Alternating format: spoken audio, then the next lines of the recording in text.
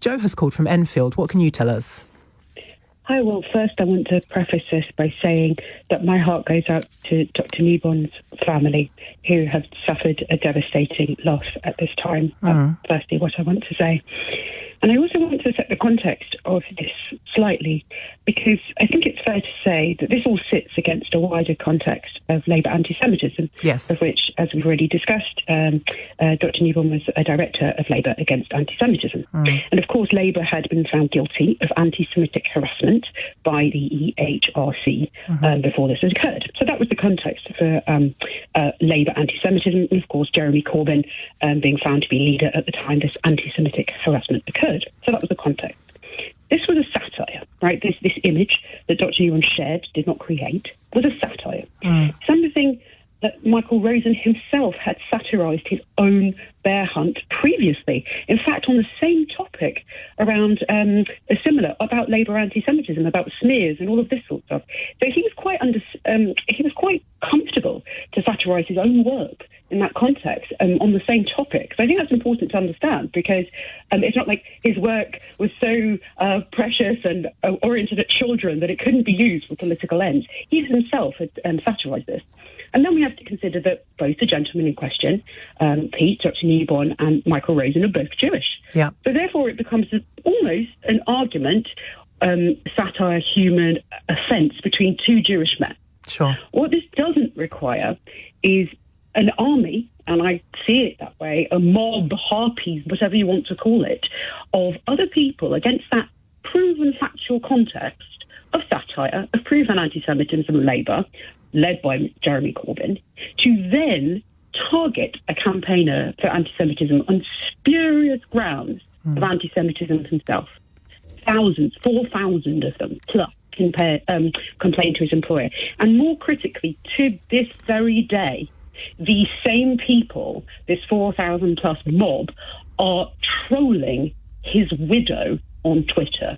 Every article, the Telegraph article, the Daily Mail article that has been referred to is being trolled right now with "it's a scam, he deserved it, how dare he deserved to die because he offended Michael Rosen and by extension Jeremy Corbyn, etc. Something has gone deeply wrong of the politics on the left as it's expressed on social media in this country, and I'm going for Trump, I'm going to go on across the pond as well, whereby people think it's acceptable to behave in that way as if there are no consequences in the real world. If someone has a disagreement with somebody else, I believe that it's up to their employer to give them a duty of care that when they are on the receiving end of something which is clearly a coordinated mass campaign, accidentally or not, led by two men, Jeremy Corbyn, who amplified Michael Rosen's original tweet, with hundreds of thousands, if not millions, of social media followers. The university should have had a duty of care to step back and go, well, this seems a bit odd and a bit extreme and a bit unusual that, someone shared an image on Twitter that was between two Jewish men, and this seems strange. We should investigate what actually happened here. Well, make themselves aware of the context, because I think anti-Semitism is one of those things that unless you are immersed in that world, unless you're part of the Jewish community, people hear it and they think, I want no part of that, I don't want to discuss that, I'm too scared to say the wrong thing. From an employer's point of view, if they've got all of these letters coming in with people saying your employee has been found to be anti-Semitic, without knowing the context of that, that's going to put that employee in peril, isn't it? Well, yes, of course it is.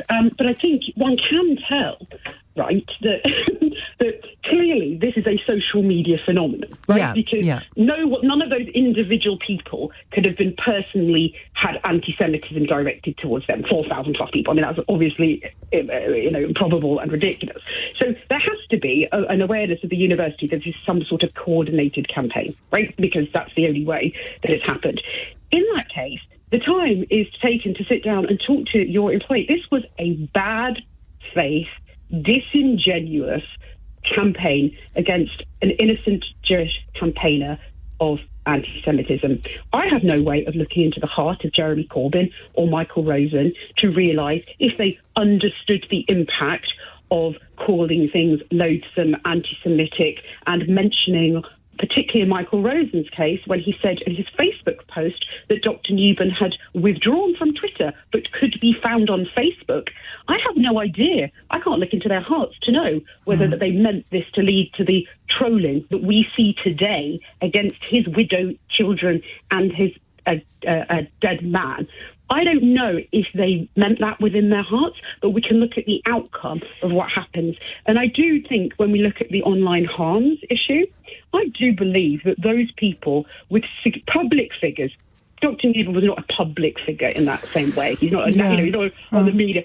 I do believe that those people who have millions of followers, hundreds of thousands of followers, there needs to be some form of regulation that means that they have to be more responsible for what they tweet. Then, everyone needs to be responsible for what they tweet. I think that's a really... Millions of followers can clearly cause a darn sight more harm than someone who's got 50. I think that's a really important point that you make. Thank you so much, Joe, for calling in.